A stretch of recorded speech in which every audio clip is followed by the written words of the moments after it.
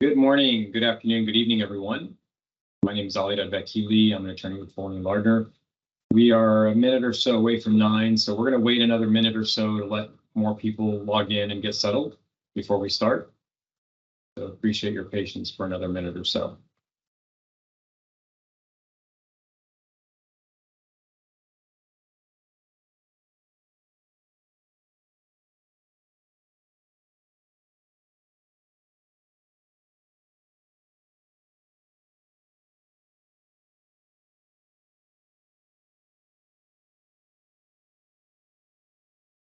And some housekeeping as we're getting ready.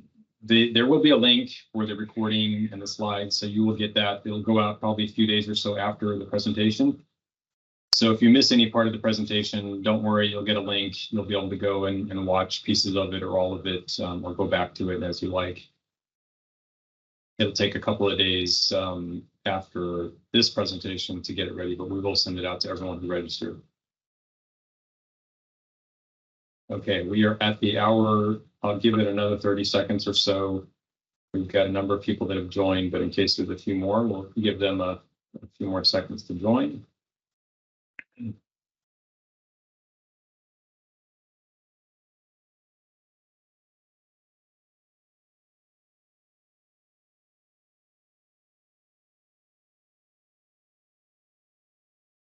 While we're waiting, if anyone does have questions, I'll try to save a good amount of time towards the end to answer any questions you might have. If there is a question that comes up during a particular subject, feel free to drop it in the chat. If it's something I can answer while I'm talking about that subject, I'll certainly try to do so. Otherwise, I may save it to the end. Okay. Well, why don't we get started? Those that join, again, if you join late, feel free to ask any questions in the chat, and we'll try to answer them toward the end of the presentation. But let's go ahead and get started. So welcome, everyone. Really glad to be able to talk to you today and talk about a topic that's near and dear to my heart about how to do venture capital financing. I'll give a little bit of an overview of myself, the firm. We'll go over the agenda, and then we'll jump right into it. So just a quick little disclosure, nothing that I'm saying today should be considered legal advice. I don't know your particular facts and circumstances. And as I'm sure you can appreciate, anytime a lawyer is providing advice, it very much depends upon the facts and circumstances. So this is very general information. It's at a very high level. It's more educational and not intended to be any sort of legal opinion or guidance. It's not intended to establish any sort of attorney-client relationship. If you have questions that are more fact-specific, please feel free to reach out to me. I'll include my email so you can reach out after the presentation, and happy to get on a one-on-one call or have some email exchange. So just to quickly go over the agenda, we'll talk a little bit of overview of venture capital financings. We'll talk about some structural considerations. What kind of documentation is really important as you're starting to prepare to do a VC financing? Some of the different financing options. I do cover safes and convertible notes. That's not really your sort of VC financing, but it's something that oftentimes companies will use beforehand, very early stage, before they get ready for a VC financing. So we'll talk a little bit about that. We'll talk about valuation and dilution. And then we'll jump into where I want to spend most of the time is really talking about venture capital financing. It's providing an overview, what you need to get investment ready, how to prepare for closing, some of the issues that you should be aware of, including some of the terms you will oftentimes find even in the term sheet as you're negotiating a term sheet, but then certainly in the financing documents as well. And if we have time towards the end, I'll talk about some of the common pitfalls I've seen over the years and hopefully give you some ideas of where things can go wrong, where the pitfalls are, so you can avoid them as you're navigating your, hopefully if it's your first or even if it's a subsequent financing. A little bit about my background. So I'm Alidad Vakili. I'm an attorney with Foley and Lardner. I'm in our corporate group, and my practice is primarily focused on emerging growth and venture capital work. A lot of work with startups, both on the company side and on the investor side. But it's essentially everything from, as we like to say, garage to global or inception to liquidity. So very early stage formation, how to forming the company, getting everything ready with regard to the initial documentation, and then helping the company as it starts to grow and scale, go through various financings, all the way through an exit. I work primarily out of our San Francisco office, work with companies throughout the US and the world, a lot of companies coming cross-border into the US from overseas, as well as, homegrown companies here in the Bay Area and other parts of the US as well. Love working with entrepreneurs, the founders and investors. There's just a ton of energy and great vibe that helps the ecosystem, great innovation, things that you all are doing, which is amazing, and it helps solve a lot of incredible problems that need solutions. So love working with founders, entrepreneurs, and investors. Here's a quick little quote. I oftentimes you'll hear me talk about preparation being key to any successful venture, and I've had a number of quotes over the years, but I thought this one was rather apropos. Success is where preparation, opportunity meet.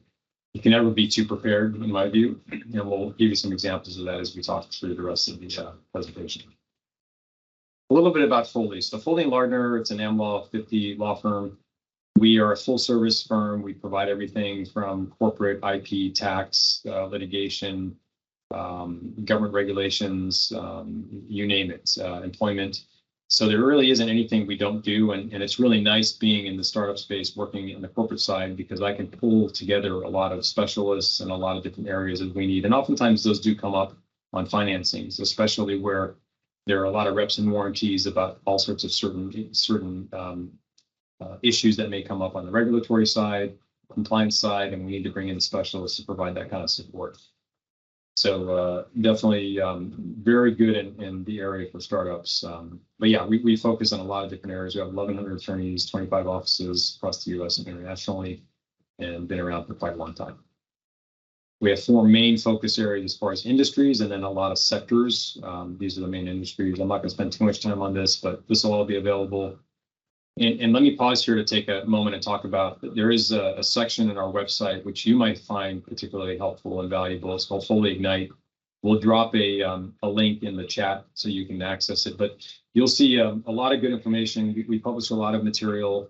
A lot of it is focused on the startup ecosystem. So we have good articles that come up from time to time that may be relevant. We also have some document generation on the Foley Ignite site too. Some typical forms we oftentimes see founders need that are easy to access and get copies of. But we also have a whole bunch of other materials too. There's a Startup Advisor video series that I started a few months back with one of my colleagues.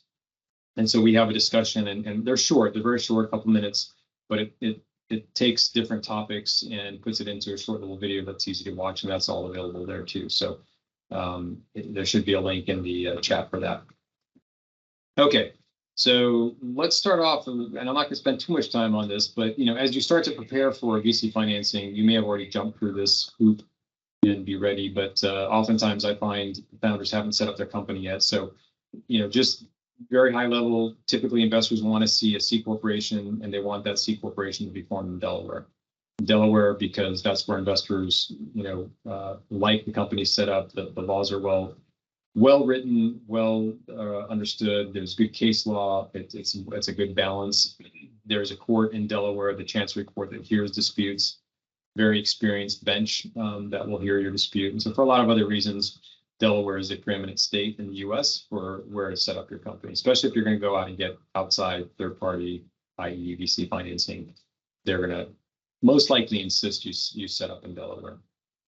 Most of the publicly traded companies that are listed on the U.S. stock exchanges are Delaware companies as well. C Corporation, again, this is primarily driven by the investor community. They don't want to invest in a pass-through like an S Corporation or a partnership or an LLC. They typically want to invest in a C Corp, and there's a lot of tax and other reasons for it.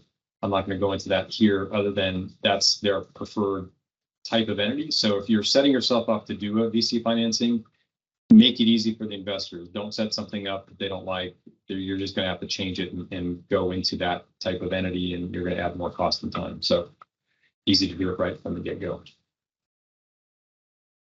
Talking a little bit about early documentation for founders and early personnel. So I'm talking about your early employees, your early consultants, your early advisors. The one thing that's super important is making sure you've got the right agreements in place. And I honestly can't tell you over the years how many times I've seen founders set up their companies. They're all excited about the business. They've got their business plan. They want to go out and get their investment in place, but they haven't taken the time to properly document what they need to document. One, because it's important to protect the company, but also because investors are going to be looking for this. And if they don't see it, it's going to raise red flags. So what I'm talking about here are, one, intellectual property assignments. So anyone who's going to be joining your company, whether founder, early employee, early consultant, or any consultant, employee, or advisor, if they're going to be doing anything that has any sort of value, IP attached to it, they're creating the technology, they're writing the code, they're building the machine, they're coming up with processes, they're doing the engineering, whatever it could be, even if it's just generating customer lists that are curated, meaning they've spent a lot of time to generate the customer lists or to generate other lists, processes, procedures, all of that can be considered IP. It all could potentially be very valuable. You want to make sure the company owns all of that. And so there are agreements, fairly standard agreements that you will see. They're referred to as IP assignments or confidential information invention assignment agreements. That's the abbreviation of CIIAA, or proprietary information invention assignment agreements, PIIAA. I know it's a mouthful, but both of those, this is the same thing. They're just synonyms. Super critical to make sure you have it, even with the founders, right? So I'll give you a reason why that's important. Two founders set up a company. They've both got ownership in the company. One of them is going to be the technical person that's developing technology, writing the code, whatever the case may be. And after a few months, that person decides to leave. But they've meanwhile developed the software that the company is going to use, but they never signed one of these agreements. Who actually owns that technology? Well, the co-founder that developed it owns it because they never transferred it over and assigned it to the company. They walk away after a few months. They take with them that technology because they own it. Now the company's in a bind because if you're going to try to grow the company around that technology, you don't own it. And the only way to get it is to go back to that co-founder and say, hey, by the way, you need to sign this over. It puts them in an amazingly leveraged position because they have no obligation unless there's some agreement that says they have to turn it over to a company. You might end up writing a pretty big check to get that back. Okay, so other topic that's important is if you're going to be granting any equity to founders, early personnel, again, I'm talking about employees, consultants, advisors, anyone who's going to get any equity in the company, there should be agreements that make sure that that equity is restricted, and that if the person ends up leaving or the relationship terminates, that there is the ability for either the options, if we're talking about options, that if they're not vested, they disappear. They don't get those. They don't get the right to exercise and purchase and get stock in the company if the relationship is terminated. On the other hand, if it's stock that was granted, and I'll go into a little more detail about the differences, then the company should have a right of repurchase on that stock, so that if the person leaves within a certain period of time, then the company can buy back that stock that hasn't vested usually it's at the same price that they paid for it, which is oftentimes little or nothing because at the early inception of the company, there isn't much value, it doesn't have anything. And so let me take a little bit of time to explain the vesting because it works differently for stock and options. So with regard to options, I'm sure everyone's familiar with them because a lot of the public companies have options, and that's where a lot of people made a lot of money. They joined as an early employee or they just kept getting options, and then there was some sort of event they were able to sell and make a lot of money. So the option is a right to purchase stock in the future. So you get an option today for 100 shares. I don't have any stock today. I have the right to purchase stock in the future once those options have vested. And the vesting is generally over a period of time. The typical period of time is 4 years, and oftentimes with a 1-year cliff, which means if I'm the employee that got the option, the 100 options, I have to work for an entire year. Once I work for an entire year, 25% of those options will vest, 25 option shares that I can actually purchase after that first year. And then thereafter, on a monthly basis, an equal amount will vest over the remaining 3 years, so that at the end of year 4, I will have vested in all 100 shares. So what that means practically, though, is if I left at month 6 then none of those options have vested. They all disappear. I don't have a right to purchase any equity. I walk away. I've got nothing. If I've worked a year, then I've got at least 25 that have vested. I could exercise and buy 25 shares. The rest of the 75 shares have not vested. They disappear. It's a way to protect the company. The last thing you want is for someone to get a bunch of options, in this case, have the ability to exercise them and buy shares, but they leave the company. They're no longer contributing to the success of the company. They're just there, and they can now exercise and have an ownership stake in the company, but not really be part of helping the company grow. On the flip side, when we're talking about actual stock, so same example, if I got stock today as an employee and I got 100 shares, it would be restricted stock. I get the stock today, so it's different than an option. I actually own the stock. I own whatever percentage 100 shares equals in the company, but the stock is restricted. There's a right to repurchase the company has. So if I leave, let's say in 6 months, the company can buy back all of those shares, all 100 shares, for the same price that I paid for them, typically peanuts. And it's typically the same vesting period of time, 4 years, 1 year cliff. So after the first year, the right of repurchase lapses over 25 shares. So I can now keep those 25 shares, but the remaining 75 shares the company can repurchase. So the vesting works conceptually the same way. It just logistically it works a little differently, whether you're talking about restricted shares or you're talking about options. So that's a critical piece. Investors will look for that. And if you don't have your shares restricted, or if you didn't set up your option plan properly, oftentimes investors will come in and say, yeah, you need to fix that. Transfer restrictions, we talked a little bit about that. I'm not going to go into too much more detail there. You just want to make sure as a company, you've got some restrictions. So you don't want someone that got stock in the company to be able to transfer it to a competitor, or somebody that you don't want to have an ownership stake in the company.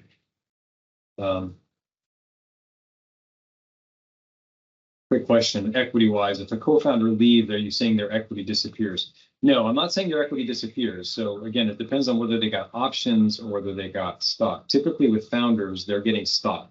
They're getting stock on day one once it's issued.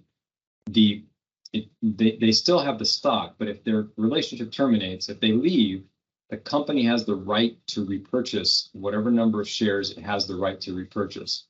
And it can buy those shares back. So they could leave depending on when they leave. The example I gave you was, if it's the typical 4 year, 1 year cliff, if I worked for a year, I got 100 shares, they're restricted.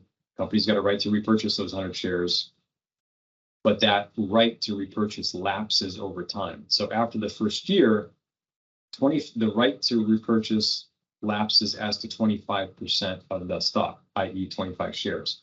So after year one, I leave, I walk away, I've got the right to keep the 25 shares I was given. The remaining 75 shares of the 100, the right to repurchase is still there. So the company could, if it wants to, exercise that and buy those 75 shares back. So it all depends on when you leave. If you have the right documentation, the right provisions, the company can buy back those shares that the right to repurchase still covers. Hopefully that explains a little bit. I'll save the second question for a little bit later. Okay, so I'm gonna go through this a little quickly because I want to spend more time on the actual VC financing, which is different. If you're doing a convertible note or you're doing a SAFE, oftentimes early stage in the company, those two instruments, those two financing vehicles, if we want to call them that, are easier to implement. They're generally easier to prepare, less costly, less time needed. And so generally speaking, companies that are in the very early stages will oftentimes look to either doing a convertible note or SAFE if they're not ready to do VC financing, i.e. they don't have enough traction, they don't have any revenues, or they're not further along, or they don't have enough technology developed, they don't have a prototype, they don't have proof of concept, they don't have what typically investors will be looking for. And I'll talk a little bit about what the investors are looking for in a little bit later. But the convertible note or the SAFE is a good way to get some early financing in through the door. And then, of course, the third one is the equity. That's the priced equity, which is or venture round, call it what you will. That's where you see the Series C, Series A, Series B, et cetera. That's where the VCs, if you're getting VC financing, will come in. They'll typically buy stock typically preferred stock with all the features, and we'll talk a little bit about that. That's your VC round. There's other financings I'm not going to talk about, grants, loans, etc.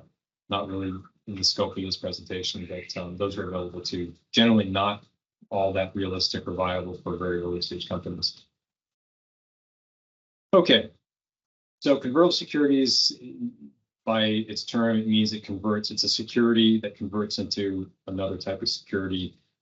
Generally speaking, if we're talking about notes or safes, it's going to convert into an equity security at some sort of negotiated discount or some sort of price in a future financing. So what that means is, if we're talking about, let's say, a convertible note, it's a loan, but it's got a feature in it that if the company does a financing where they're selling stock in the future and define that appropriately, then whatever you've invested as a loan in a convertible note, that will then convert into shares that are being sold in that future financing, in that next financing. They call it qualified equity financing, equity financing. But the point being is that the amount of investment via a note or a safe will convert into shares when the company issues or sells shares at that next equity financing. So the positives, it avoids valuation, easier to document, as I mentioned, less expensive. For notes anyway, it's a debt, so it's going to be on your financials. That's one of the downsides. The fix to that is to consider doing a safe, which we'll talk about in a moment. I'm going to skip through this a little bit. For convertible notes, there's a maturity date, typically interest rate, because it is considered a loan, so it has to have an interest rate. Typically has to have a maturity date. So those are all there, but most, if not all, investors putting money into the startup as a convertible note don't want to get paid back the principal and interest. They're looking to have that convert when you raise your first round. There's typically a conversion feature, as I mentioned. So there's an equation that'll be in the document that shows you what happens. How do you convert the investment into shares when they're the qualified financing? And there can typically be a discount, or there can be a price valuation cap with that. I have other programs I've done that I go into more detail on this, but I want to try to save as much time as we can for the actual VC financing. I can circle back to this if we have extra time towards the end. So talking about capitalization, and that's a good sort of segue into, as you're starting to prepare for a VC financing, you definitely want to be looking at and considering and be aware of the capitalization of the company. In the early stages, when you're setting up the company, important to understand how much equity are allocated, not only to the founders, but also to early employees, consultants, advisors. You want to start thinking about that as early as possible, because as people come into the company, and including between the co-founders, the more you give away, then obviously the more you're going to be diluted. If you're talking about, founder A brings in founder B, gives them their 20, 30, 40%, obviously they've gotten diluted now. And then you hire a couple of early employees, or you bring in some consultants and give them some equity, that just further dilutes down the founders. So you just want to be tracking that and think about it from sort of a backwards perspective. So think about planning ahead for a year, 2 years, 3 years. How much ownership are you thinking of giving up now? What's the impact going to be on you as a founder, in 2 or 3 years, understanding that as you go through financings, obviously you're going to be diluted. And so you just want to be thinking about that. There's no way to fully calculate that out and figure out exactly what you're going to have, because it's totally unknown. You don't know what you're going to raise, how much you're going to raise, what the investors are going to want. But at least you can be planning for it and thinking about that, so you're not surprised one day. And where this really becomes important is when you start issuing convertible notes or safes. And I didn't really talk about safes much. I'll mention that in a minute. But essentially, it's a acronym for Simple Agreement for Future Equity. So it functions very similar to a convertible note, but it's not debt. It's not a loan. The investor puts money into the company under an agreement that basically says, at the next point in time when you do a qualified financing, which is defined in the agreement, then my investment will convert into shares that are being sold in that financing, either at the same price or maybe at a discount, but they'll convert into shares at the next financing.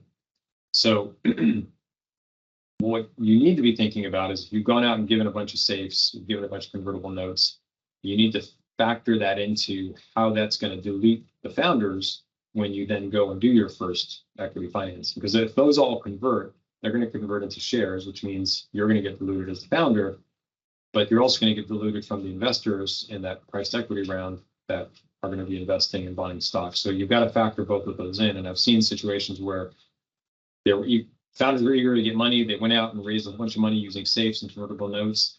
They had a whole bunch of them out there, didn't realize how much they had. And then suddenly when they did their first price equity round and they all converted, the impact, the dilutive impact on the founders was pretty significant. Sometimes you can't help it. If you need the money, you need to get funds in the door to go ahead and build and grow. And those are the only terms you have, then sometimes that's what you're stuck with. But it's something to be important. It's something that's important to be thinking about. We talked about documentation, investing, repurchase rights. Talking a little bit about valuation and dilution. Just a couple of terms quickly. Pre-money valuation, that's the value of the company before the next round of investment. Post-money, value of the company before and after the investment. So the post-money valuation, a pre-money valuation plus the investment equals your post-money valuation. Issued and outstanding basis, basically what that means is who's actually owning stock today. So what's the ownership of the company today with those people that are actually, or entities that own stock in the company? What's been issued and is currently outstanding? Another way of looking at ownership is on a fully diluted basis, which basically means we're going to look at everything that's been issued that could convert into equity. And usually, this can be defined a little differently, but usually it means all the stock that's issued and outstanding, plus any securities that can be converted to common. So that usually is, if you've granted a bunch of options, remember an option is a right to purchase equity in the future. So they don't have shares today, they have it potentially in the future if they exercise and purchase it. Well, on a fully diluted basis, you just assume they've exercised and purchased all their option shares. So you factor that into the calculation. So now you're looking at a snapshot of the company ownership, assuming all of those convertible securities have been converted and shares have been issued. Now, what does the ownership look like? And obviously, the two oftentimes are different because when you factor in all of the convertible securities as if they were converted, the dilution on the founders is going to be, you'll see the dilution on the founders. So obviously, the ownership percentages will go down typically, depending on how much there is in convertible securities. Okay, so I'll go through I'm not going to spend too much time on this. This will be available on the slides. It's just important to understand some simple examples so that when you're thinking about it, it makes sense to you. And I'll talk about the one really quickly. So assume you have a pre-money valuation of $10 million. There's 10 million shares that have been issued amongst three founders, founder ABC. So they each have 33 and 3/3% ownership.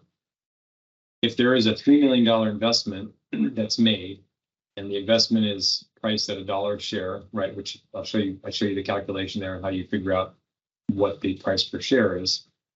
The pre-money valuation is 10 million. We talked about that. The post-money valuation is 13. That's the pre-money plus the amount of investment, 3 million. That gets you to 13. And you see the impact, the dilution on the founders is basically they'll end up with about 25%. They previously had 33%, but with the $3 million investment on those terms, it drops them down to 25%.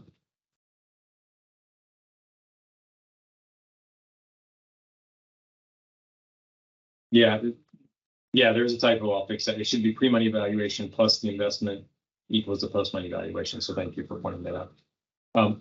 I took what I just described and put it into sort of a spreadsheet so you can kind of see how that flows. I'm not going to go through it right now, but I've got a couple of examples. And then I have a couple of examples that show you how the convertible securities work. So whether it's a convertible note or it's a safe, if it's got a discount, how that impacts the number of shares they would get when that converts.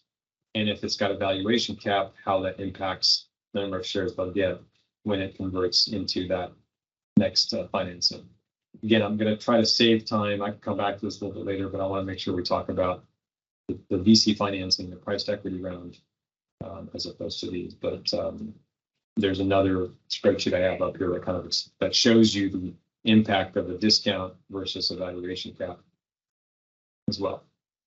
Okay, so overview of venture financing or venture capital financings.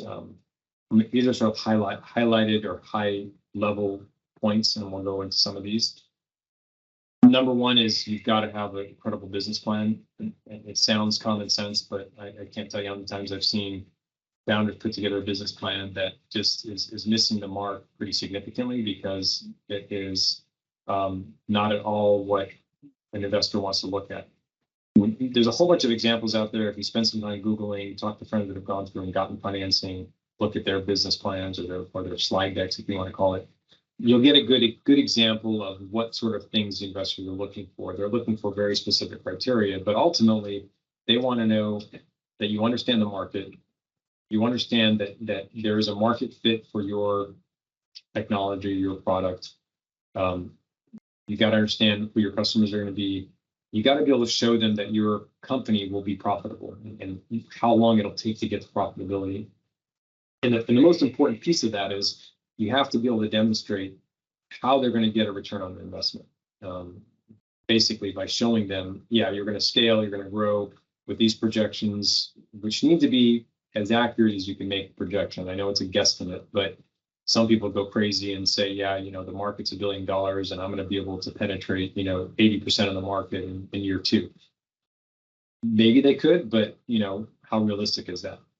But the point being is give them a way that they can see, okay, we understand the technology, we understand the market, we know there's a market fit, we think you can grow and scale. Where are we going to get our return on investment? What do we think this is going to net us out? Because investors, if you keep in mind, sure, if you read the articles, it's either 1 out of 10 or 1 out of 15 startups hit it out of the ballpark, which means that one startup will generate the revenues for the funds that make up for all the other failures. Because there's a huge failure rate with startups.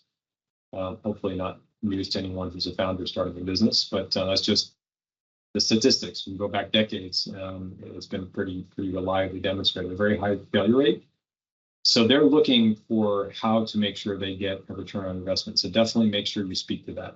Scalability, if you've got a company that is not going to be able to scale and grow and be able to demonstrate that revenues will increase, because that all ties into how do they get a return on investment, then that's going to be a problem, because they definitely want to make sure that the company is going to be one that can be scalable, that you understand the business financials. If you don't have a financial background, or if you don't understand the business finances and financials, take some time to study up, at least to become conversant enough so that if they ask questions, you understand the questions and can answer them.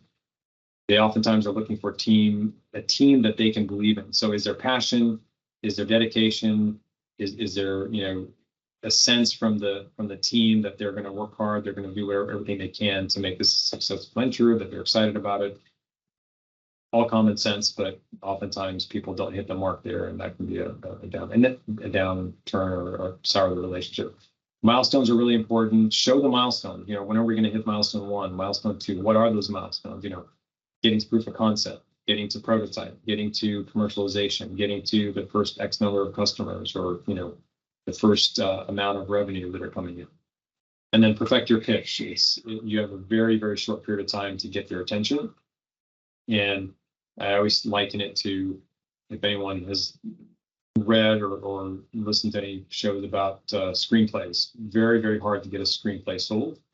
You basically have to catch the producer's attention within the first 2 or 3 pages. And if they don't like what they're reading within that very short period of time, they're going to throw it aside. So very similar in that sense. You definitely have to get their attention. Run a systematic process. So I'll talk a little bit more about this, but essentially it's make sure you've got whatever capital you need, whether you're bootstrapping or you did the notes or the safes I talked about, you've got enough capital from whatever you raised earlier to be able to get you through your priced equity round. Sometimes it's hard to calculate, but I always say ask for more, try to get more than you think you'll need, because oftentimes things end up being more expensive than you can imagine.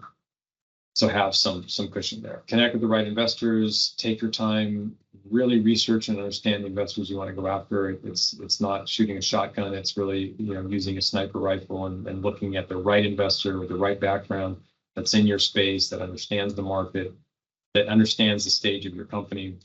All of those are hugely important. Understand your ideal term sheet. We'll talk about term sheets in a bit, but basically that's the roadmap for the entire financing. And even though most of it is non-binding, once you've signed your term sheet, that's what you're going to be held to. Very hard, very difficult to change the terms once you've got a term sheet in place that an investor has signed. Because remember, they hold the checkbook. So even though the term sheet may have non-binding provisions, if you want to start changing and renegotiating and that potentially pisses them off, they just don't like the check. So we'll go through some of that in a few minutes.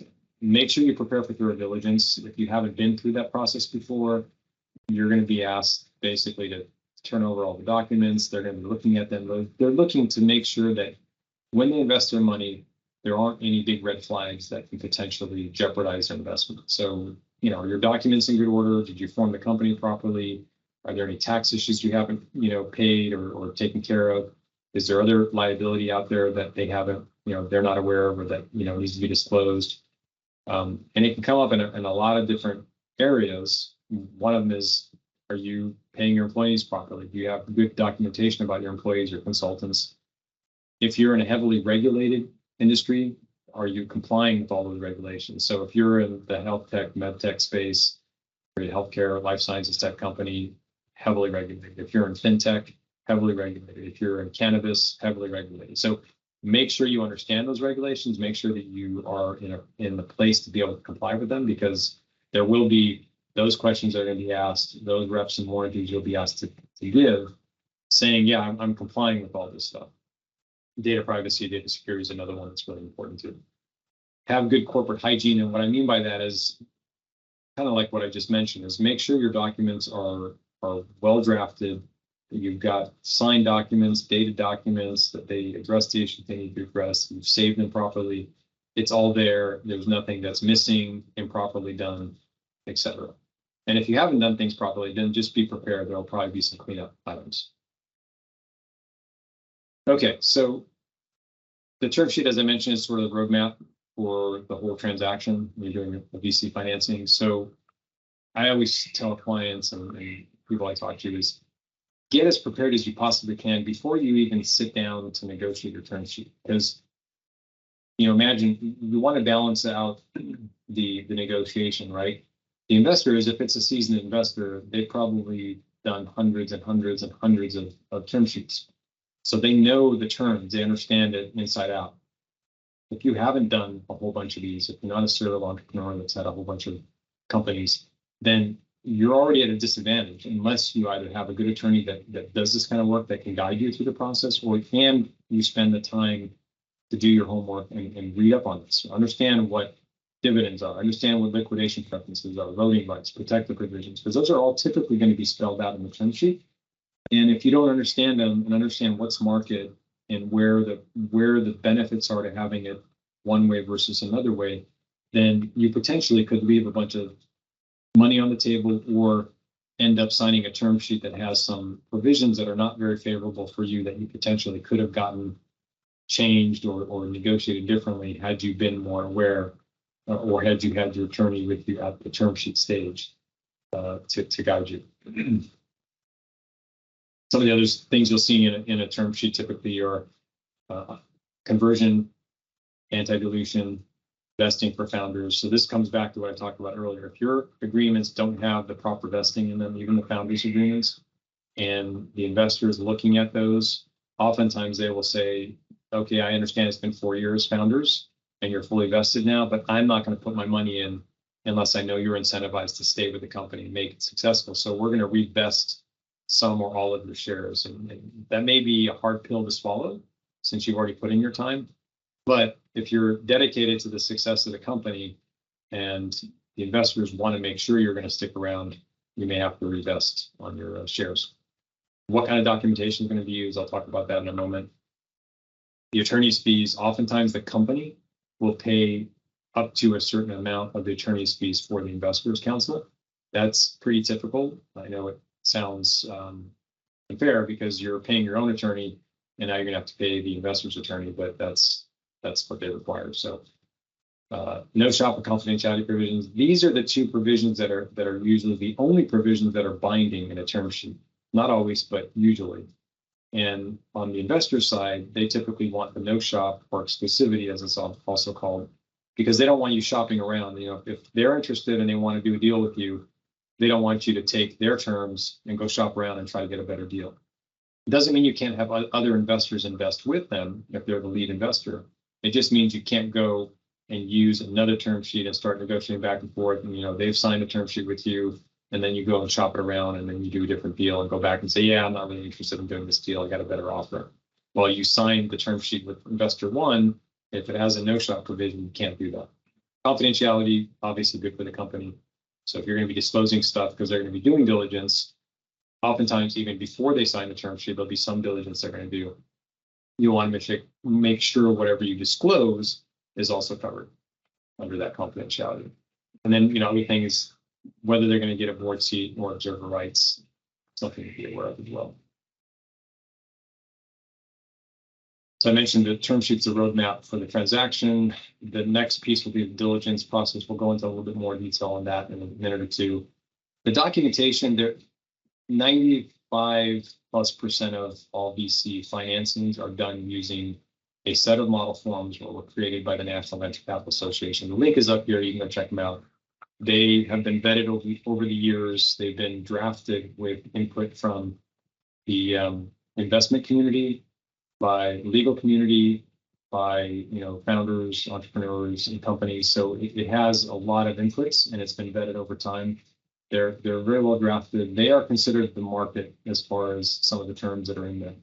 And oftentimes that's going to be the starting point for vast majority of the financings that you'll see that are done as a VC financing transaction. There's another set of forms called Series C. These are a little bit more watered down, a little bit lighter in some of the reps and warranties, a little bit shorter, not nearly as popular. Don't see those very often. I would certainly start with the NVCA. And the reason why I mention it now is because even though oftentimes you're going to have your lawyers doing the work to prepare the documents or reviewing the documents, you should become, if you're the founder, or even if you're on management, you're going to be managing the transaction from the company side. Oftentimes the CEO, more often than not, the CFO is the one that gets the burden, the wonderful burden of dealing with all this. You want to make sure you're very familiar with those documents. So they're freely available. You can download them. They've got great annotations. They explain some of the provisions in good detail and footnotes, so you can go through and really understand, well, why is this provision here? What's important about this? And in some cases, they'll often tell you whether certain provisions are more favorable to the company or are more favorable to the investor. And that's important for you to understand. I mean, oftentimes the lawyers will do a lot of that negotiation back and forth, but it's always with the company or their client, whether it's the investor or the company, as part of the team. So, you know, we're communicating with our client, telling them, hey, the draft has these provisions. This is market, not market. Here's where I think we can revise or negotiate to get this versus that. But the more you understand it as the founder or entrepreneur or even the management team, the much better you'll be able to interact with your legal team, and it'll make it a much smoother process and much more efficient. The next step is basically the pre-closing. So what are all the things that need to be done and taken care of so that you can get to the next step or phase, which is the closing phase? So this, I'll talk a little bit more as well, but basically it's ensuring you've got all the proper documentation in order. If there are approvals that are needed, so you'll need the board approval, you'll need stockholder approval, but there may be other approvals you might need. So example, you may have raised some money using a convertible note, and the investor that gave you the funds on that convertible note included, as you're negotiating the documents, included a provision that says, hey, if you're going to go raise more than X number of dollars, then you need to come back to me and give me a right to also participate in that. Or, you know, or you need to give me the right to, you know, buy X% of the company, or you need to get my approval to do a financing. Those you need to know about, because those are requirements to make sure you've got all the consents, all the approvals, everything you need to make sure you can do the financing. Your investors are oftentimes going to be showing up and asking for that stuff too. So you don't want to be surprised for suddenly, you know, midway through the process, you're getting closer to closing. All of a sudden there's oh, wait a minute, we need to go to this one early investor we had done a deal with and get their consent. Never want to be in that position. So make sure you go through all of that earlier rather than later. And then the closing process is where all the documents have been finalized. You've got signatures in hand. You've got wire instructions. Everything's been done. All the approvals are there. You've got the board approving it. Stockholders have approved it. You've got your charter, your certificate of incorporation, your amended certificate of incorporation ready to file to create the shares that are going to be sold. Because oftentimes when you first form your company, you don't form it with preferred shares because you don't know what the investors are looking for. So it doesn't make sense to create it then. When you're first forming a company, that gets created as you're doing the financing. That's all done. You file what you need to file with the Delaware Secretary of State, and now you're ready to close. And so basically everything gets exchanged, signatures, wire gets initiated, and then you have your closing. And oftentimes there may be post-closing covenants. The investors may require you to put into place certain things. They're not important enough to do them before closing, but they're things the investors want to make sure you have in place after closing. And some of the things we've seen are, certain policies and procedures. So sometimes they want an anti-harassment policy. They want certain code of conduct policies. Sometimes they want that before, but usually it's not a big enough ticket item for them to say, yeah, we won't close without it. They just make sure there's a covenant in the agreement, stock purchase agreement, that you need to have that done within a certain period of time. And there's other stuff too. There's securities exemptions filings that need to be done, because when you sell a security, you need to make sure you get a proper exemption from it, so you're complying with securities laws, both on the federal side as well as the states that are involved. And giving notice to other shareholders who may not have approved the transaction, because you didn't need 100% of the shareholders to approve the transaction. At least under Delaware, if you don't get 100% of the stockholders to consent to the transaction, those that didn't consent have a right to get a notice of what was done. That's usually done post-closing as well.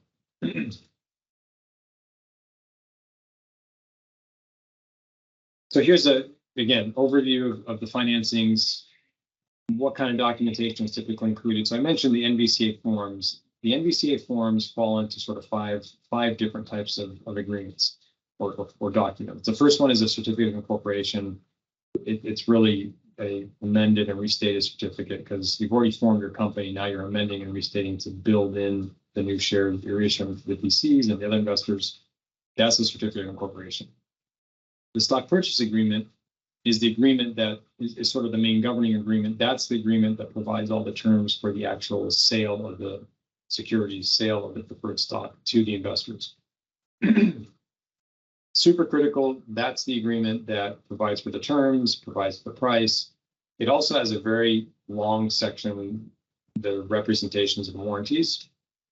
And that's where, on the company side, founders, C-suite, executives, whoever is managing or involved in the transaction needs to really understand all those reps and warranties, because part of the process will be, as you're going through the financing, is to read all the reps and warranties, make sure they're 100% accurate.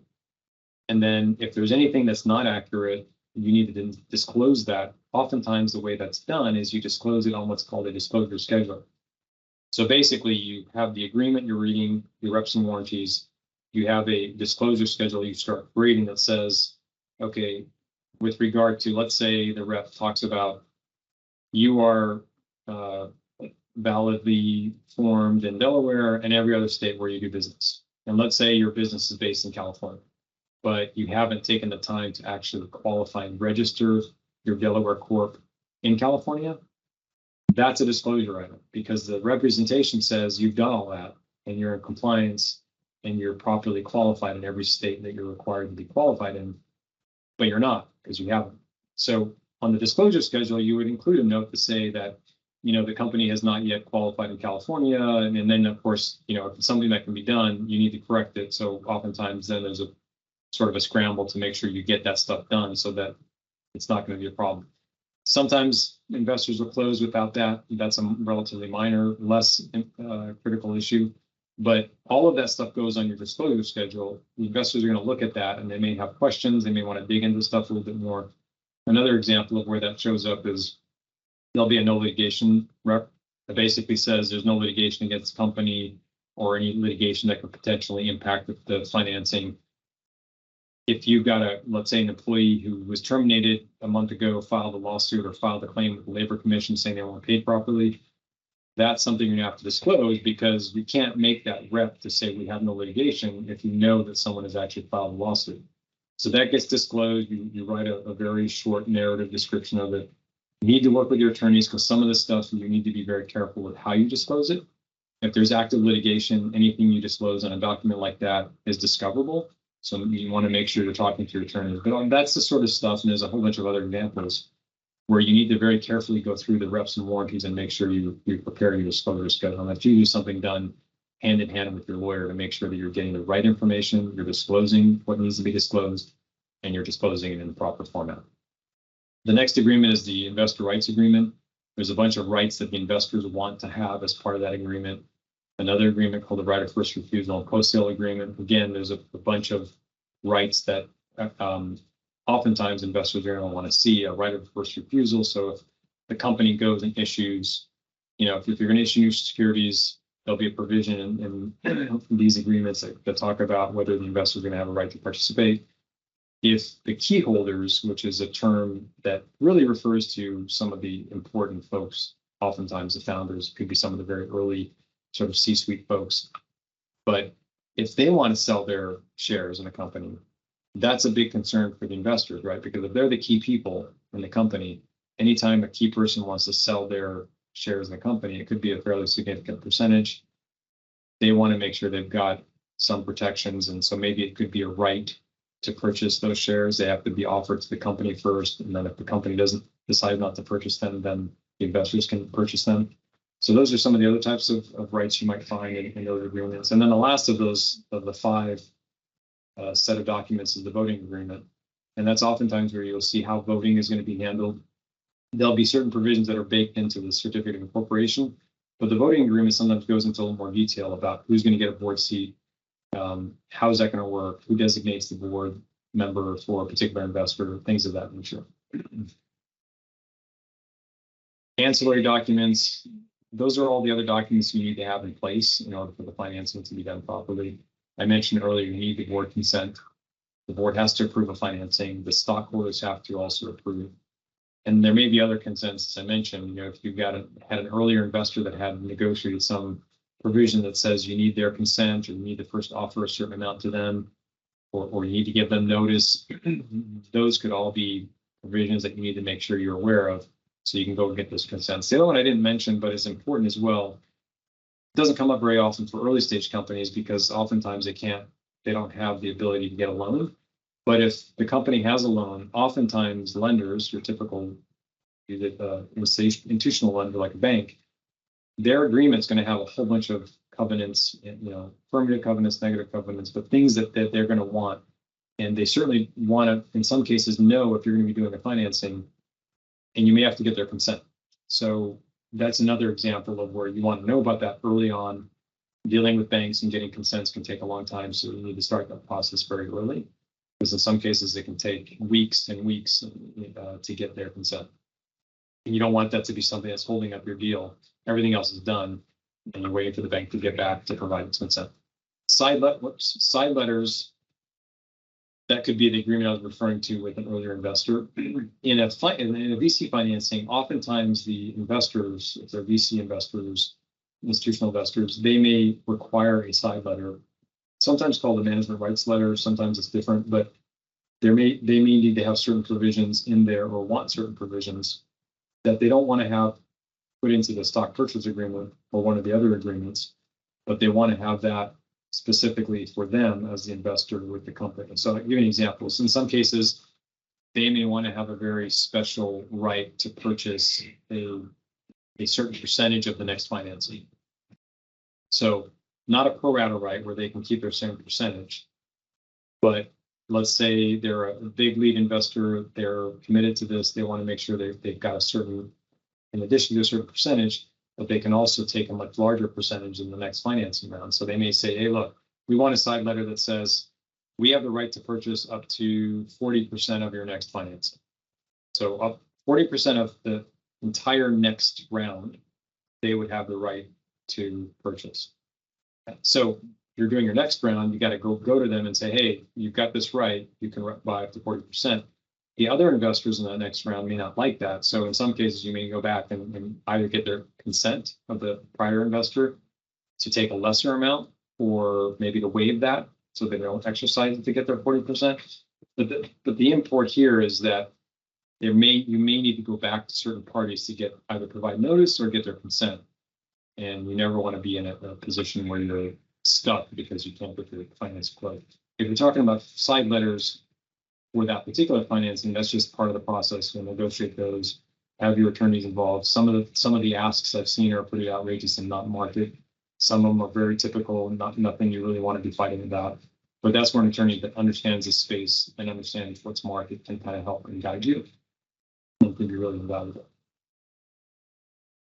Okay. So talking a little bit and diving into the weeds a bit on diligence. I talked about it sort of throughout, but it certainly merits taking a bit of time because it's a really important process. If you're not properly prepared and you haven't covered all the issues and done whatever cleanup you can, it makes the diligence process oftentimes a lot longer, oftentimes can raise questions for the investor. And in some cases, I've seen deals totally, fail because there were so many problems. The investor finally said, you know what, I'm not interested in investing. They haven't cleaned up the mess that they created, and I'm not going to stick around and wait for them. It's going to take too long. Or it shows them that the company is so messy and sloppy and doesn't pay attention to details. And if they do that with their corporate documents and other agreements and things, I don't really have the confidence that they're going to be able to manage the business going forward. I'm not interested. You don't want to ever want to be in that position. So making sure you've got a good process, you're looking at the documents you have, the agreements you have, the corporate records are clean.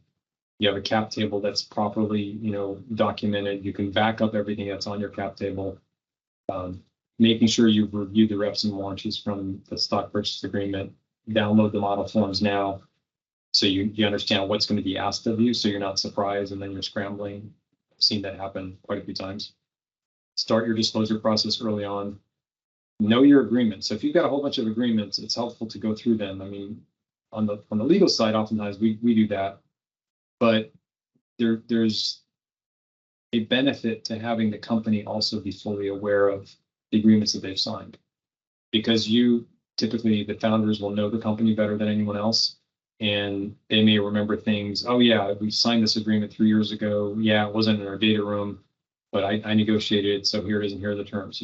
The communication piece is super critical of your attorneys, because we're not there, we're not in the company, so we're relying on the information we get from the company. If we're on the investor side, then we're asking the hard questions about, well, you said you have this, but where's the agreement? And when you send the agreement and the agreement's not signed, well, why isn't it signed? And if it's an agreement that's critical because that agreement accounts for 30% of the revenue of the company, and it's not signed, and you don't have a signed agreement, that means that customer can walk away anytime and there's no repercussions. I mean, potentially, you could have an agreement that's by course of dealing could be enforceable, but you never want to be in that position. You really want clean documentation. The cap table tie-out is what we typically refer to it. All that means is whatever the cap table is, you want to be able to look at every single line item. So every person that owns anything, whether it's securities, convertible note, a safe, options, what have you, that you can drill down into that and go and actually find the document that supports that stockholder or that investor's piece on the cap table, and it's signed, it's dated, and it's accounted for. Because the investors are going to definitely, that's a really high value item on the diligence side from the investor's perspective. So they'll definitely be doing a cap table tie out, and they want to make sure that you can support all of the people and entities that are on the cap table. Know what consents and approvals are needed. We already talked about that. And then disclosure, know what to disclose. And this is really where it's important, because your attorneys can be really helpful. There are some things that either are so trivial that it's not really material enough to disclose. So let's say, for example, you had a very minor contract dispute, but the amount in dispute's a couple $1,000s. Well, if you're going out and you've got a term sheet for $10 million, I don't think any investor is really going to care about a couple $100 dispute. If it's really limited to that, then that's something that, again, talk to your lawyers. They'll advise you. That may be something that you have a conversation with the investor. May not be something that rises to a materiality level where it needs to be disclosed on the disclosure schedule. But there might be some other areas where, for example, you had an employee that left. They claimed that they didn't get paid their last paycheck properly, and the amount that they weren't paid was, I don't know, $5,000 or $6,000. Maybe not a big deal. Using the perspective of a $10 million finance, you might look at that and say, come on, $5,000, peanuts.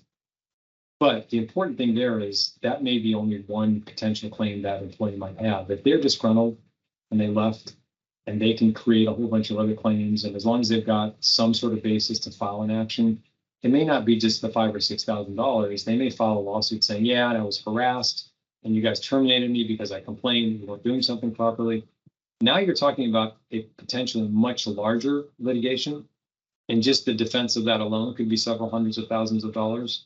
And if they're accurate and they weren't treated properly and you violated certain laws, then the potential exposure could be even higher. So the point being is those assessments really need a trained eye and someone that's got a lot of experience about thinking through that process.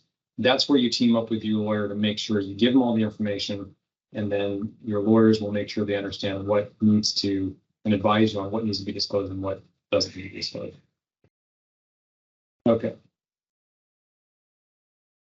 Yeah, just a quick reminder that the link to the recording and to the slides will be made available. Give us a couple of days, but yeah, if you missed any part of this, you can definitely go back and see it. So we're at the 10 o'clock mark. I know I try to reserve about half an hour or so for questions. I'm just going to cover a couple more points and then we'll open it up for some more questions. Getting investment ready. This is sort of a summary of what we talked about before, so I'm not going to go through it in too much detail, other than just to say, you just make sure you're really prepared. The more prepared you are, the easier, the less delays, the less costly it will be, and the better relationship you'll start building with your investor. Make that whole process as clean and easy as you can. And the big ticket item for startups is, since they're all typically budget conscious, is the more of that stuff you can take care of and be prepared for, believe me, the less expensive it will be on the legal fees. Because if we have to come in and clean up a bunch of stuff, it can get very expensive very quickly. So the more of that you do right from the beginning, and it's there, it's easy, it's organized, the less time it'll take, and consequently, the less you'll have to pay on legal fees. I didn't talk too much about data rooms, but I always recommend, get a data room set up well before even a financing.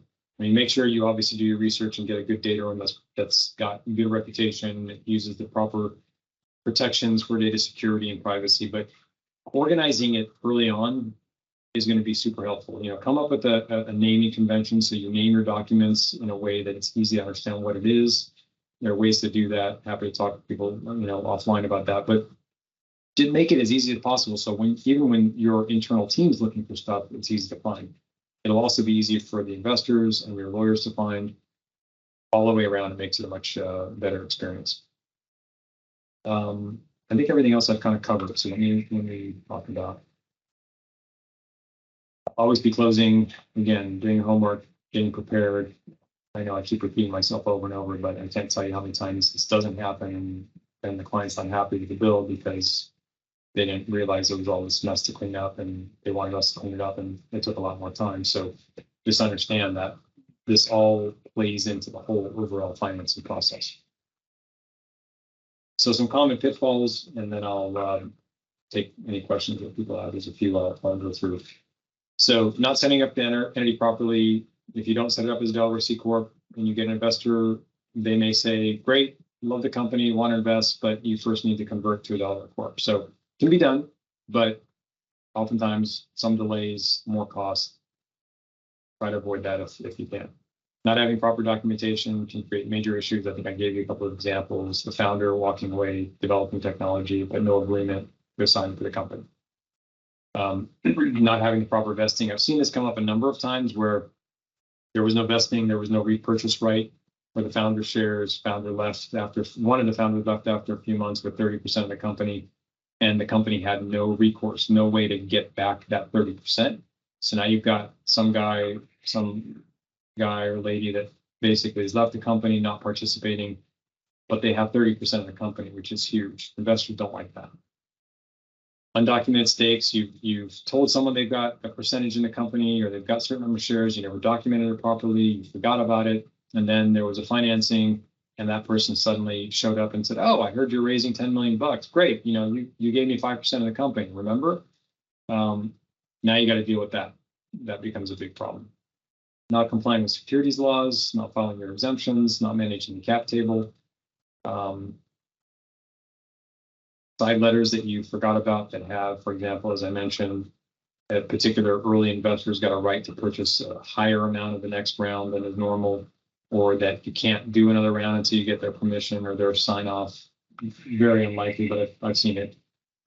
So those are oftentimes some of the common pitfalls. Not handling employment-related issues properly, not being compliant, not making sure you've got a good tax advisor. That I've seen create some issues as well. Okay, so let's talk about some questions. I'm sorry, I'm looking over here because I'm looking at the questions right here. So, okay, so how does a solo founder get just compensation for IP? They have 2 patents they want to bring to a new corp. If the company fails for any reason, investors could potentially take the inventor to an inventor. Should the IP be licensed to the company by the inventor until the founder's shares are vested? That's a great question. So, you have to always manage the tension point between, what sort of economic rights someone's going to have versus what sort of control rights, especially when you're talking about founders. And so if you've got a couple of founders and one person is going to contribute IP,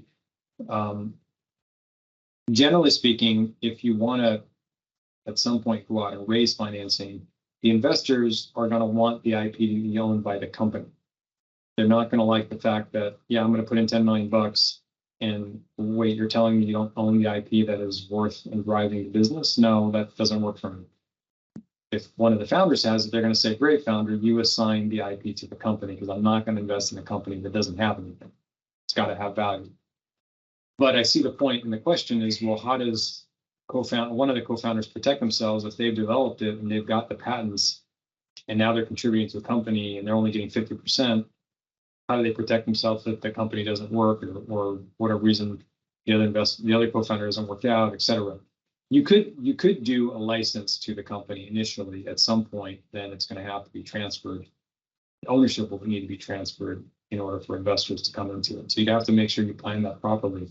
It gets complicated, and there might be some tax consequences depending on when you do it. You could have a shareholders agreement between the 2 co-founders. So you've got an agreement, a contractual agreement that says, look, I'm contributing the IP, I'm getting X% of the stock in the company. And there's a whole bunch of other provisions you can include in shareholders agreement, including, hey, if you, the non-IP participating co-founder, walks away, doesn't want to be involved, then you've got to sell your share of the company, or the company can buy the shares. Or for some reason, I get booted out of the company, not because I did anything wrong, but because you took advantage of me or something, then I get the IP transferred back. I mean, that's a really complicated question. I'm happy to talk with you offline about it, but there are ways to try to protect against that.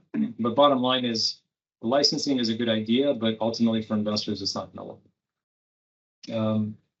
Okay, so let's talk about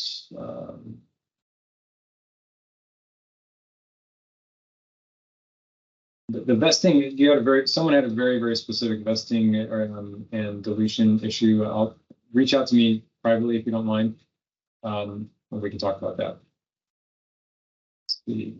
Explain options. So purchase rights or exercise price at a cent a share, how do they convert? So going back to what I mentioned earlier, so an option is a right to purchase shares in the company at a future date. So on the day you get, so the way it works is the company says, all right, John, you joined the company as an employee, we're going to pay you whatever salary, and we're going to give you an option for 100 shares. And the 100 shares will be at a penny a share. So you get a piece of paper that says, I've got an option, I've got a right to purchase 100 shares once those shares have vested, and they vest over time. So I, Johnny, need to put in my time with the company before the options vest, and I can purchase them. And the typical 4-year period with the 1-year cliff I mentioned means I need to put in a whole year's worth of work. After 1 year of working with the company, 25% will vest typically. So I could then, after that first year, buy 25 shares at a penny a share. And then monthly thereafter, for the rest of that 4-year period, they will vest equally over that 3-year period, remaining 3-year period on a monthly basis. So as each month ends, as I've completed another month of service, I'll get more shares that'll vest, option shares that'll vest, and I can buy more shares. So at the end of the 4th year, 100%, 100 shares will have vested. I can pay a penny a share and buy the full 100 shares of the company. So it's conversion is not the right word. There's no conversion there. You're buying. It's a convertible security because it's a security that gives you a right to purchase shares in the future. So you've got a right now. I guess you could think of it that right to purchase converts into an actual purchase at some point. But the better way of looking at that is to say it's a right to buy shares in the future. It's called a convertible security. Maybe a little bit confusing, but that's how the option works. Okay, I have an S Corp, been active for 10 years, used for consulting. It's a good idea to brand a new Delaware C Corp, or is there some value in converting the S into a Delaware C Corp? Well, this all depends. It's a specific question, but generally speaking, what I'll say is if you've got an existing business, you've been running for a while, it's successful, it's doing what you want it to do, no need to change it. If it's an S Corp and that's the way it's been operating, keep it as an S Corp. But if you're going to change and do something where now you're going to go out and get other people to invest in your company, i.e. third-party investors, and those investors may be sophisticated investors like VCs, they're not going to like the S Corp, which is a pass-through. They're going to say, great, we love you, we want to work with you, we'll invest in you, but we're not going to invest in an S Corp. We want you to convert to a C Corp. Or if you can, depending on the technology and all that, you know, how much you've developed, you could potentially create a new company, as you mentioned, as a C Corp and transfer the assets to the C Corp. It gets a little bit complicated because if you want to keep your existing consulting business, which I've seen people do on occasion, but you're developing something new that has value, that may be an instance where you may consider separating it out. So you keep the consulting business, which the person going to keep doing and generating revenue. Maybe that's what puts food on the table. But now you've got this new concept that you're building out, which really isn't consulting. It's going to be, let's say, a subscription-based software business model, different. So that would be maybe appropriate to set up as a new company. That's the one you're going to go get investment for. That's the one that gets set up as a C Corp. Great question. How does location of data room matter, considering financial constraints? For example, Intralinks is costly. Do you see early stage founders using Google Drive or Dropbox? What do you recommend? Well, I'm not going to make a recommendation for a particular provider. You need to go and kind of research that. But I'll tell you, there are definitely cost-effective data rooms that are available. And, you know, there is the typical Dropbox or Box that everyone knows that are, you know, they're pretty large companies now. They've been around for a long time. I think if you go and look at their websites or talk to them, they'll give you all the information about what they use to make sure your data is secure and private and all of that, which you want to do.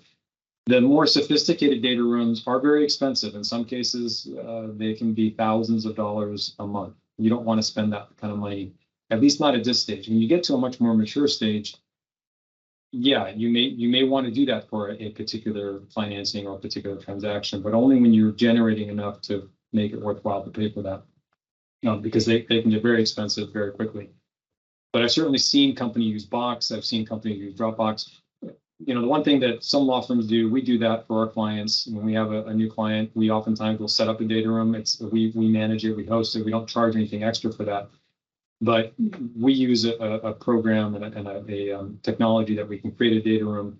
You can upload documents to it. It's also a data room that we've been able to use effectively on transactions too, because we can open up the data room to investors and their counsel. So some law firms do that. We're one of those firms, but that's another resource as well. But they're definitely very cost-effective resources used. And Google Drive is another option as well. I know some people like Google Drive and Google Documents, some don't. So try to choose the one that's the easiest to navigate and use. I think you'll be better off that way. Okay, so please elaborate on anti-dilution protection for the founders. What clauses can founders include in equity financing agreements to prevent dilution beyond a given percentage, and why would investors agree to that? Great question. So, generally speaking, what I'll say is you're doing a VC style financing. In the documents, it'll be in the certificate of incorporation, where you'll have typically the anti-dilution provisions. And that's oftentimes intended to protect the investors, so that if an investor comes in and invests money at $1 a share, and then you later on decide in 6 months or some other time after they've invested that you're going to go out and sell more shares, but you're going to sell at a lower price than they invested, that is where typically there'll be an anti-dilution protection that can kick in and say, wait a minute, we invested at $1 a share. You're now going to go out and sell shares at 50 cents. You've essentially devalued our investment. So we're going to now have a right to purchase shares, or, it depends. There's different types of anti-dilution. There's full ratchet, there's broad-based weighted average. I'm not going to go into too much detail on that, other than to say those are all designed to protect the investors, so that there's a mechanism and an equation that gets used to calculate out what will happen to their investment in the shares that they purchased, so that they don't lose out on the situation where now you've gone and sold stock at a much lower price and devalued their price, what they've invested on. With regard to founders, dilution is sort of, part of being a founder and raising financing from other parties. It's going to happen. You can invest alongside. I've seen investors also invest, founders also invest as part of the financing. There's nothing that prevents a founder from also participating in buying Series A stock or Series C or whatever the case may be if they've got the funds. You can negotiate on the anti-dilution. You can negotiate on a number of the provisions in the documents to try to give the company, and i.e. the founders, a little bit more protection. How you negotiate sometimes the pre-money valuation, how you negotiate on different rights that the investors are going to be getting, that can help you indirectly on dilution. So there are some protections and things that you can do. There's probably a bunch of different ways to approach it, but I'm pausing because I'm trying to think of whether I've ever seen a scenario where I have seen some scenarios where the founders had built into their documents and their rights the ability, for example, pro rata rights to be able to buy and keep their percentage at a certain level. Sometimes investors don't like that. So that can be a conversation and potentially a negotiation when you get to that point with an investor. But that could be one mechanism. The ultimate control is the founder doesn't have to sell to that investor if the terms are not what the founder likes, or they can get good counsel and with the counsel negotiate the best terms so that you minimize some of that dilution. You can have, as part of the financing, sort of a top up and top up on the options that the founders gotten or the stock founders gotten. So giving the founders some additional shares as part of the financing, or giving the founders an option that's a part of the financing that allows them to be able to purchase more shares to increase their percentage in the company. So kind of like a pro rata right in a sense, but it's given to them a little differently. So I've seen that used as a mechanism to give the founders a way to minimize or mitigate against the dilution that's going to happen when they go out and raise financing.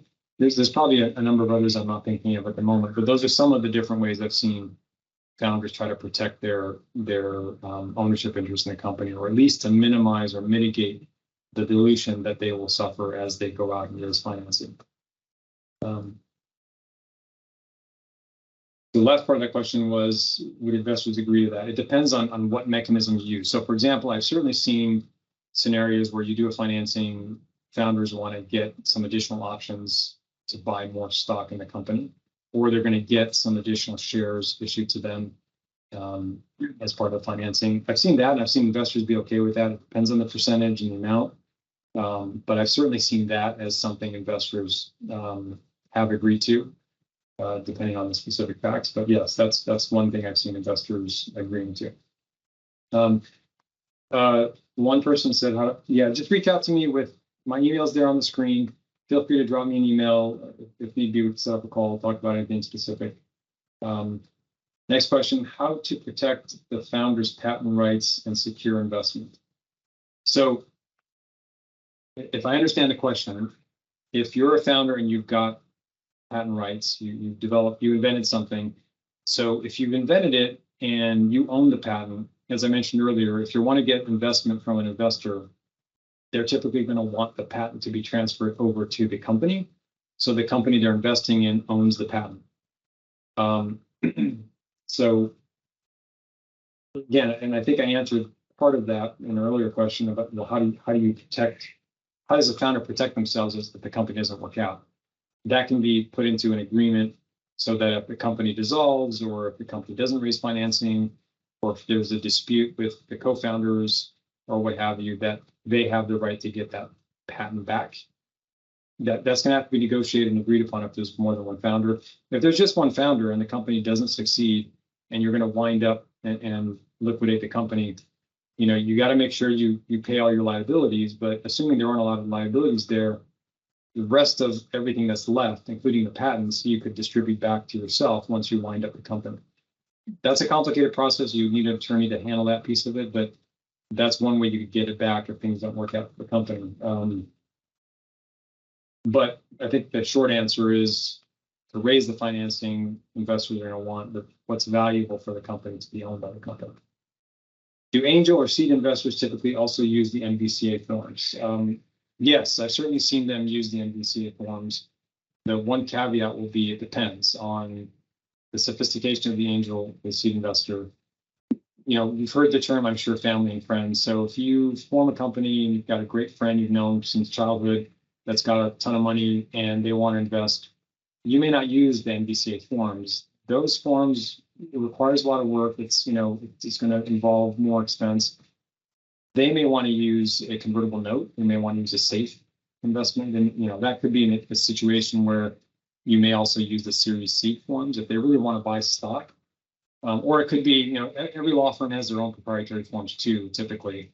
If you're not using the NVCA form, then the lawyer you're using could come up with a set of forms, and maybe it's sort of a watered down version or a much trimmed down version of the NVCA forms or the Series C forms that is appropriate for maybe a single family and friends type investor where there's a close relationship between the company or the founder and the investor.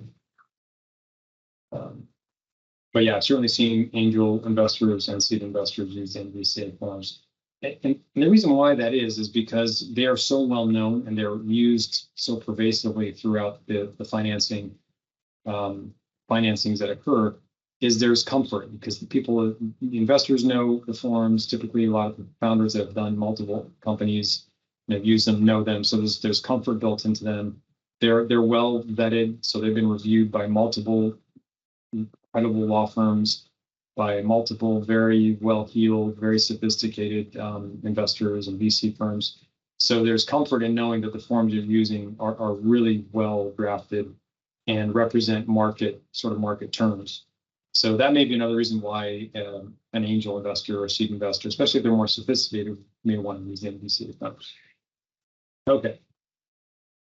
We've got a few minutes left. How do you justify sweat equity to investors in a new round in the early years? Now, an example, where you are seeking a high valuation, have not invested much actual cash, but have spent, say, 2 years building the startup. That's a great question. And that is a question that is part of sort of building your slide deck, being able to demonstrate what you've done. And oftentimes that's a conversation that you'll have with the investor, but investors get it. I mean, they're not necessarily saying you have to bootstrap and you have to put your own money in and you have to fund it yourself.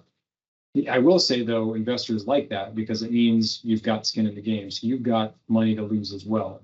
And that puts you at least on a more of the same playing field as the investor because they're putting in cash, hoping that's going to, do well and they'll get a return on their investment. And if you've also put in some of your own money, then you're basically in the same scenario where you've also risked and rolled the die on this investment as well. But having said that, yeah, there's a lot of companies that they put in a minimal amount to get the thing going. They form the company, so they pay for that. They pay for a few other things. but they don't have the money to build a prototype or do anything or do the coding for the software or whatever the case may be. And yet, let's say they are a coder or they're the tech guys or tech person, so they can build the technology, and they spend 7 hours, 10 hours, 12 hours, weekends, weeknights. The investors, once they get to know you and you sort of tell them the story, they'll understand that and appreciate that, and they'll certainly give you a lot of value for that. So there's no one right way to answer that, other than if you don't have the cash and you're forthright and transparent with them, but you can show them that you've spent the last 2 years developing, and they'll get it and they'll respect it, and oftentimes we'll give you credit for that. Okay, I'm not seeing any other questions. Let me see if there are any questions in the Q&A. I don't. Okay, yes, there are some questions in the Q&A. So for options, when is the tax due? What's the basis to calculate the capital gain? These are questions I don't have time to go into. Reach out to me separately. There are certain tax considerations to be aware of with options. So definitely, if you're on the company side, you need to comply with the requirements.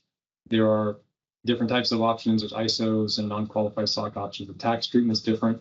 So as a company issuing or granting options, you need to be aware of that. Typically ISOs only go to employees, can't go to entities. So you just need to make sure you're managing that piece of it properly. If you're on the other side getting options, then you should have a conversation probably with your tax advisor. On the lawyer side, we can do that as well. We usually work with one of our tax exempt or our exempt comp specialists that handles that. They're usually part of our tax group, but it can get a little bit complicated. But happy to talk to you offline. Calculating capital gains, all that stuff. Those are questions better for a tax, really primarily an accountant that would do your taxes to account for that, or with one of our tax folks. So reach out to me separately. I have an S corp. That same question. Slides will be and recording will be available. I think I've covered the Q&A and the chats. Let me take another quick look. On the pre-revenue basis, how do you value a company? Great question. Yes, if you don't have any revenues, if you can spend the time and look at other companies, and sometimes there's data out there, sometimes there isn't really good data, but if you kind of look and see what other companies are doing, if they're in a similar space, if they have announced any sort of financing, sometimes that can be a basis to look at, okay, well, there's another company that's similar. They just did a Series A. Their pre-money valuation was 10 million. I know the company, I know what they do, and yeah, maybe they're further along than I am, or maybe they're not quite as far along as I am. Those are all good data points in using. Ultimately, there's going to be some art, some science, and some guesswork as far as what valuation you come up with. Some of it will be driven by the market, and as I know it's probably seen over the last year, the market's sort of taken a downward turn to a certain extent. So valuations have typically been down, not getting the same valuations that we were back in, let's say, 2021 or some of the earlier years. And so that gets factored into that as well. And then sometimes there'll be a discussion and a little bit of negotiation between the company and the investor. And one thing I'll say there is, if you're going to question or try to negotiate the value with an investor you're interested in, you need to be really careful, because you want to do it in a way that's respectful, but you also need to be able, and you may have a great point, and you have great support for your evaluation. Just make sure you're prepared to articulate that, because you need to be able to explain to them, yes, I hear what you're saying, but here's everything I've done to come up with the value. And if you've done a really good job and you've done your homework and you've done your research and you've got a really supportable position, you could potentially negotiate that and maybe have a higher valuation than what the investor is initially saying or thinking that the company may be worth. So it's a little bit of a fluid scenario. Okay, we are at almost 10:30. It's been an hour and a half. I know I've taken a lot of your time. Hopefully you got a lot out of this. It's always a pleasure talking to everyone. Wish you all the best on your ventures. My info is up on the screen here. Feel free to reach out. I do encourage you to check out our Foley Ignite site. I know we dropped the link in there a little bit earlier. Maybe we could drop it in again just so it's down towards the last part of the chat. But essentially, it's a great resource for all of you, whether you're a founder, entrepreneur, whether you're in the management team, or even on the investor side. We publish regular articles on all sorts of topics, but definitely topics that are of interest to the startup ecosystem. And it can include everything from sort of early stage stuff all the way through later stage M&A type stuff as well. But hopefully you got some good tips out of this, and look forward to my next one. I'll probably do another one next month on a slightly different topic. So thank you all for participating, and wish you all a wonderful day or evening. Thank you.